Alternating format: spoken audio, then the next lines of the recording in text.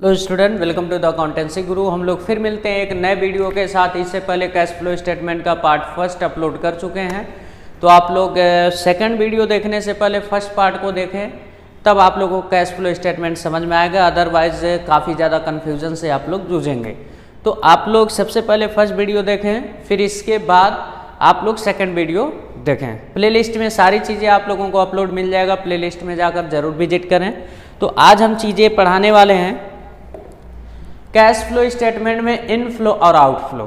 क्या बताने वाले हैं? इनफ्लो आउटफ्लो बताने वाले हैं कि क्या इनफ्लो होता है, क्या आउटफ्लो होता है। सबसे पहले हम आपको बता देते हैं कि जो कंपनी होता है, कंपनी टू टाइप्स के होते हैं। कोई कंपनी कर लो, बिजनेस कर लो, ठीक है, टू टाइप्स के होते हैं। एक होता है फाइनेंस कंपनी और एक होता है नॉन फाइनेंस कंपनी।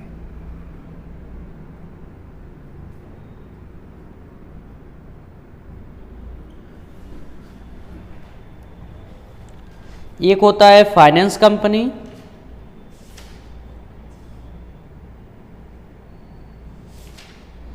और एक होता है non finance company.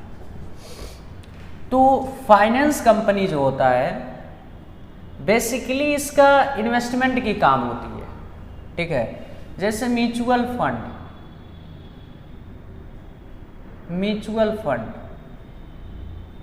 Bank, other finance company,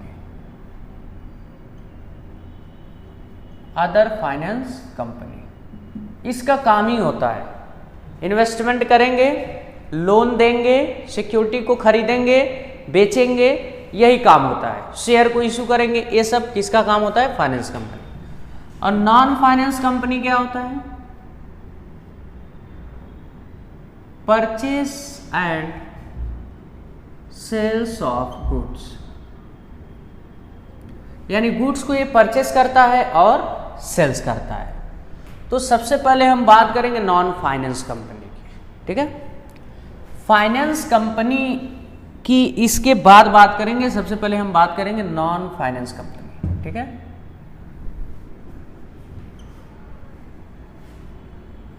non finance company में हम बात करने वाले हैं ऑपरेटिंग एक्टिविटीज,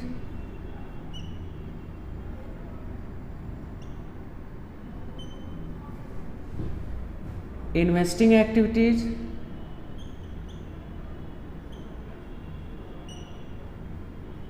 और फाइनेंसिंग एक्टिविटीज।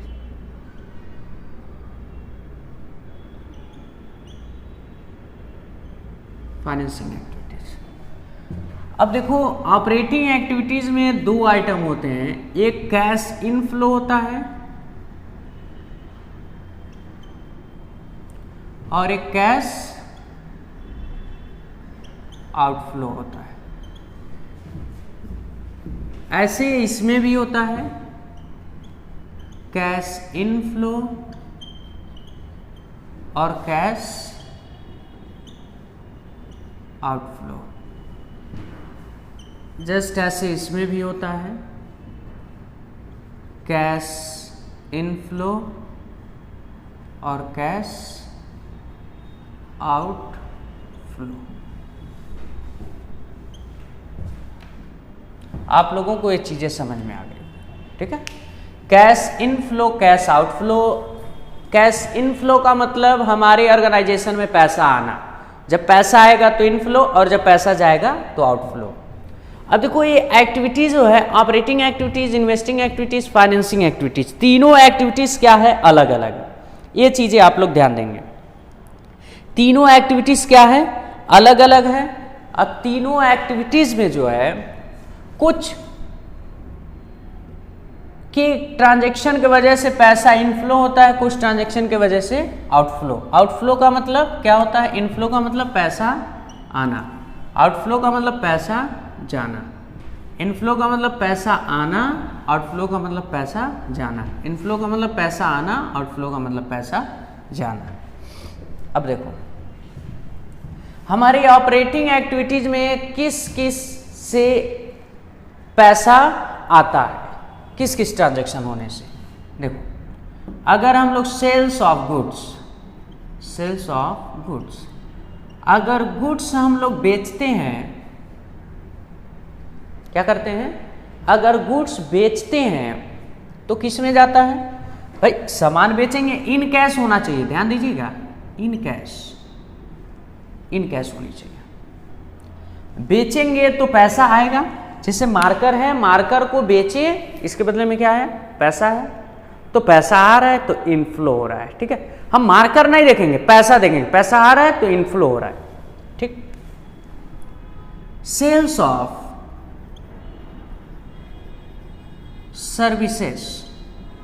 सर्विसेज को बेचेंगे, भाई हमारा काम ही है, जैसे होटल है, हम लोगों को सर्विसेज देते हैं, ठीक है, तो किस में आ जाएगा, ऑपरेटिंग एक्टिविटीज इनफ्लो। उसके बाद कमीशन, एक कैश में होना चाहिए, ध्यान दीजिएगा, कैश, कमीशन,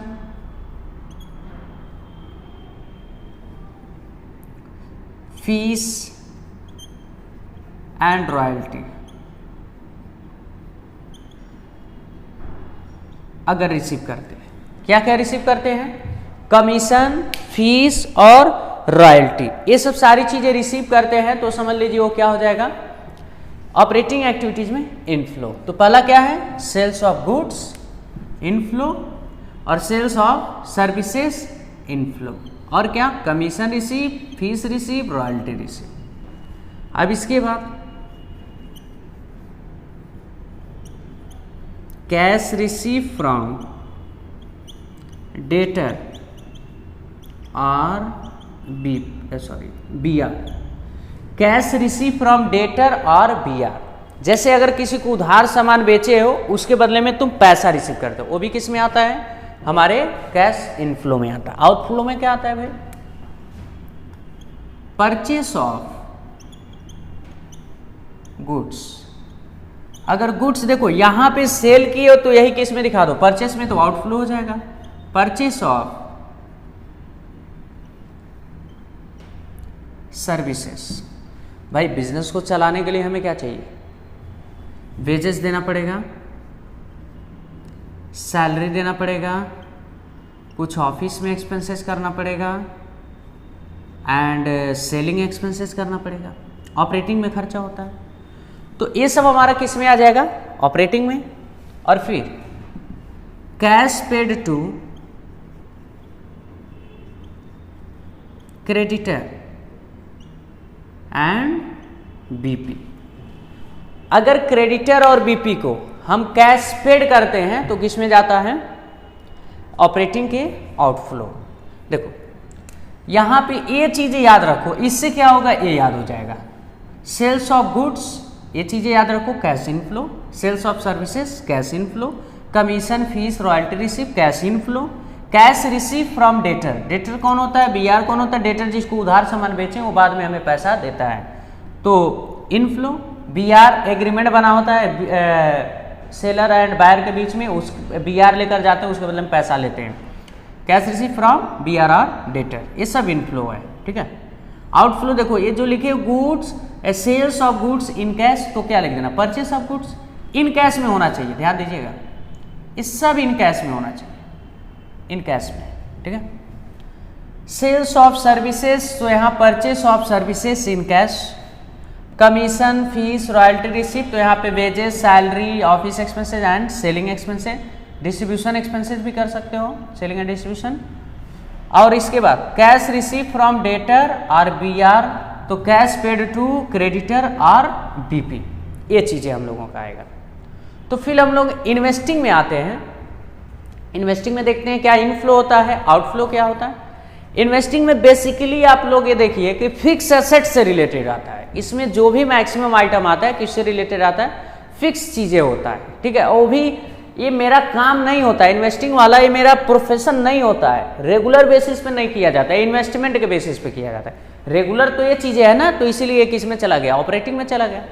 तो कुछ इसमें भी इनफ्लो होता है और आउटफ्लो होता है। अब क्या क्या इनफ्लो होता है, क्या क्या आउटफ्लो होता है, ये चीजें हम आप लोगों को बताते हैं। इनफ्लो होता है और आउटफ्लो, देखो purchase of tangible assets, sorry वो तो आउटफ्लो हो जाएगा, purchase sales of tangible assets. अगर टेंजिबल एसेट्स सेल करते हो तो पैसा आएगा इनफ्लो। तो क्या लिख दो, sales of tangible assets, sales of tangible assets. Tangible asset में क्या क्या आता है, land, building, plant, machinery, furniture, office equipment, computer, typewriter, ठीक है, ये सब मोटर, ये सब प्रेमिसेस, ये सब सारी चीजें टेंजिबल एसेट्स में आ जाती हैं, ठीक है। और उसके बाद sales of intangible assets, intangible goodwill, trademark, copyright, patent, इन सब सारी चीज को बेचते हैं तब भी पैसा इनफ्लो होगा। Dividend receive,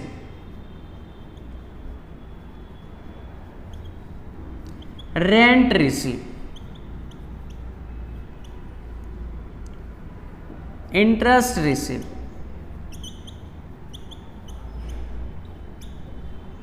sales of securities,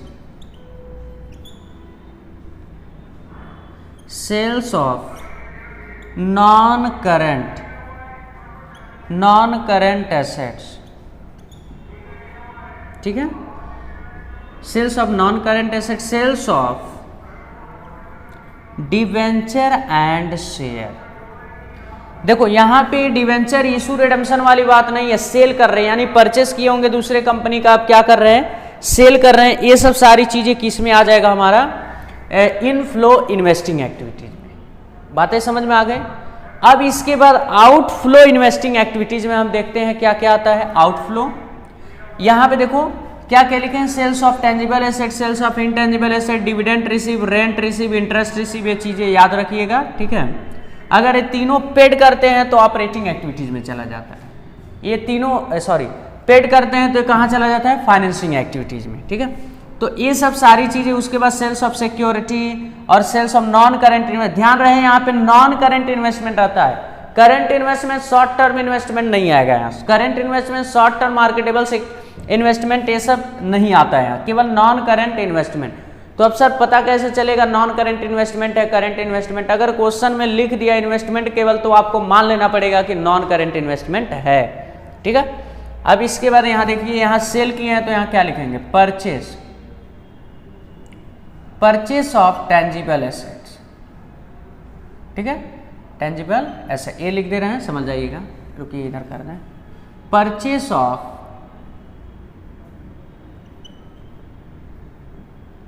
tangible assets, फिर लिखेंगे परचेस ऑफ इंटेंजिबल एसेट्स, फिर क्या लिखेंगे, purchase of non current investment, फिर लिखेंगे purchase of share and debenture. ये सब सारी चीजें अगर हम लोग परचेस करते हैं तो कैश क्या होगा, आउटफ्लो होगा, इनफ्लो नहीं होगा। फिर इसके बाद हम लोग फाइनेंसिंग एक्टिविटीज में देख लेते हैं, कुछ पैसा इनफ्लो होता है, कुछ कैश, और कुछ कैश क्या होता है, आउटफ्लो होता है। तो इनफ्लो में देखेंगे क्या क्या होता है और आउटफ्लो में देखेंगे क्या क्या। इसमें बहुत सिंपल है, इनफ्लो ये चीजें पर sales of tangible, sales of intangible, dividend receive, rent receive, interest receive, इतनी चीज याद रखिएगा। Sales of security, sales of non current investment और sales of share and debenture. और इसी का इधर क्या ला दीजिए, परचेस। देखिए purchase of tangible asset, purchase of intangible asset, purchase of non current investment, purchase of share and debenture. अब हम लोग फाइनेंसिंग एक्टिविटीज पर आते हैं। फाइनेंसिंग फंड से रिलेटेड होता है, लोन से रिलेटेड होता है, ये चीजें हम ऑलरेडी आप लोगों को बता चुके हैं। कुछ इनफ्लो होता है, कुछ outflow. Issue of share, issue of equity share. अगर शेयर इशू करोगे तो उसके बदले में क्या लोगे, पैसा लोगे, तो आपका क्या होगा, इनफ्लो होगा। इशू ऑफ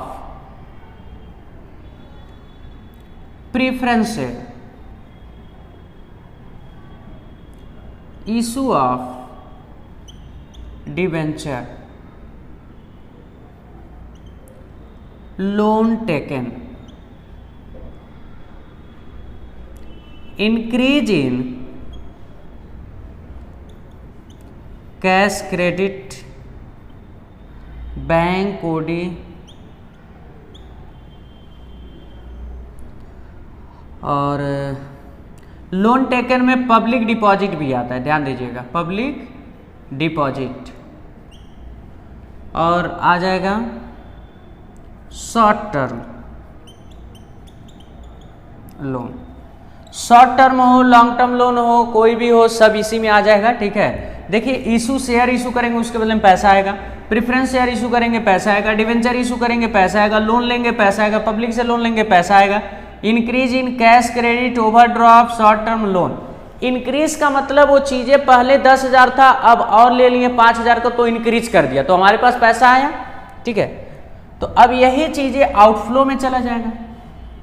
देखिए इशू ऑफ इक्विटी के जगह क्या हो जाएगा, redemption, sorry equity share redemption नहीं होता है, बाई बैक होता है, buy back of equity share. फिर क्या लिखेंगे, redemption of preference share, redemption of debenture, repaid of loan oblique public deposit. उसके बाद decrease in cash credit, comma short term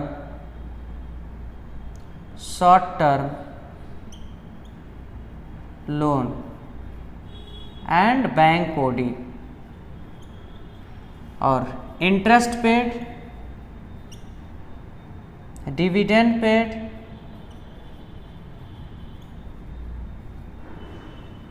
ठीक है, और interest paid, dividend paid, preliminary expenses,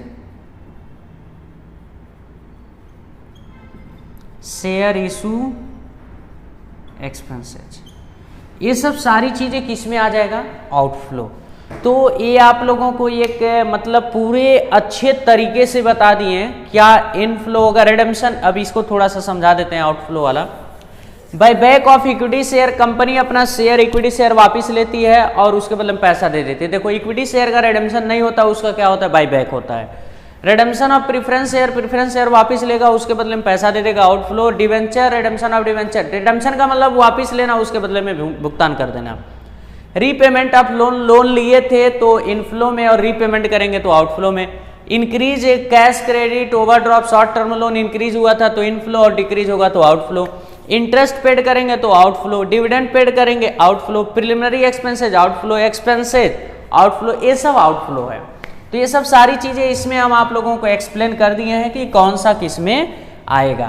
तो यहाँ पे आप लोगों को कुछ चीजें हम और बताने वाले हैं, कुछ इंपॉर्टेंट चीजें, कि अब यहाँ पे इस तरीके के आप लोगों को क्वेश्चन मिलेगा, वो हमारे कैश फ्लो स्टेटमेंट पर इफेक्ट नहीं करेगा। अगर उधार सामान खरीदते हैं, उधार सामान बेचते हैं, तो वो हमारा इफेक्ट नहीं पड़ेगा, ठीक है। और फिर इसके बाद जैसे मान लीजिए कोई एसेट्स खरीदे, उसके बदले में शेयर दे दिए या तो डिवेंचर दे दिए, वो भी हमारे कैश फ्लो स्टेटमेंट पर इफेक्ट नहीं करेगा। अपने प्रेफरेंस शेयर को इक्विटी शेयर में या इक्विटी शेयर को प्रेफरेंस शेयर में अगर ऐसे कन्वर्जन करते हैं, तभी वो हमारे कैश फ्लो स्टेटमेंट पर इफेक्ट नहीं करेगा। और उसके बाद अगर हम cash and cash equivalent assets को बेचते हैं, खरीदते हैं, वो भी हमारे इफेक्ट नहीं पड़ेगा। कैश एंड कैश इक्विवेलेंट हम बता देंगे आगे क्या क्या होता है, ठीक है। वो चीज़ें हमारे कैश फ्लो स्टेटमेंट पर इफेक्ट नहीं करता है, ठीक। तो अब इसके बाद ये चीज़ें हम आप लोगों को बता दिए थे कि क्या इनफ्लो है, क्या आउटफ्लो है, ऑपरेटिंग, इन्वेस्टिंग, फाइनेंसिंग, तीनों का। ये नॉन फाइनेंस कंपनी की बात हो रही थी। अब फाइनेंस कंपनी में बता देते हैं, फाइनेंस कंपनी खुद इन्वेस्टमेंट की काम करती है। क्या करती है? खुद इन्वेस्टमेंट की काम करती है। अब उसका ये हमें जानना है कि पहले इतना आप लोग लिख लीजिए, आगे हम उसको एक्सप्लेन करते हैं।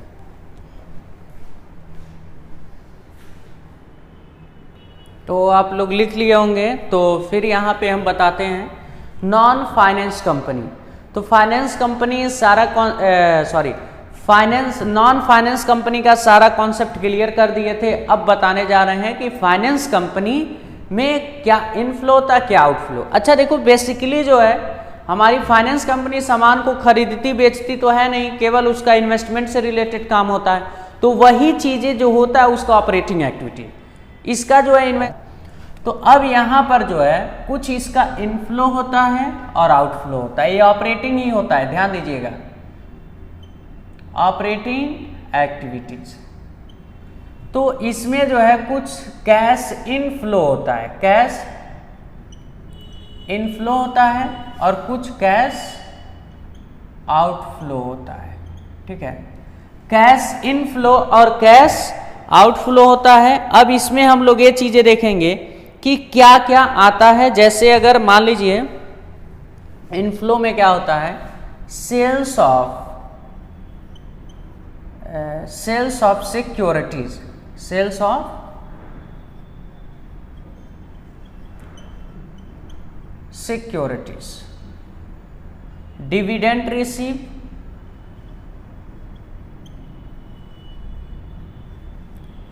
रेंट रिसीव,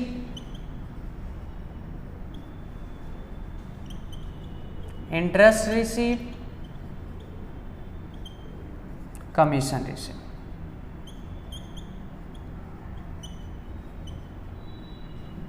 ये सब सारी चीजें क्या है, इनफ्लो। हमारे ऑपरेटिंग एक्टिविटीज में, फाइनेंसिंग में क्या होता है, सिक्योरिटी बेचने से अगर पैसा आता है इनफ्लो, डिविडेंड रिसीव करने से पैसा आता है इनफ्लो, रेंट रिसीव करने से इनफ्लो, इंटरेस्ट रिसीव करने से इनफ्लो, कमीशन रिसीव करने से इनफ्लो। ये सब सारी चीजें क्या हो जाता है, इनफ्लो। और उसके बाद एक चीजें और यहां पर देखेंगे, loan and advance paid by third party.